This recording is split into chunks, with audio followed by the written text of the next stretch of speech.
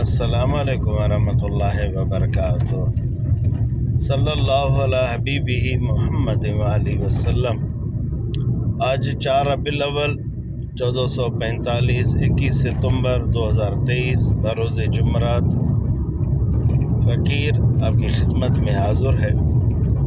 اللہ آپ سب کو سلامت رکھے، خوش رکھے۔ ایک خوبصورت بات سماعت فرمائیے۔ حضرت آدم علیہ السلام نے اپنے فرزند ارجمند حضرت شیس علیہ السلام سے ارشاد فرمایا، وصیت کرتے ہوئے انہیں فرمایا کہ بیٹے، حضرت محمد صلی اللہ علیہ وآلہ وسلم کا ذکر بہت کیا کرو، کیونکہ فرشتے بھی حضور اقدس صلی اللہ علیہ وسلم کا ذکر خیر کیا کرتے ہیں۔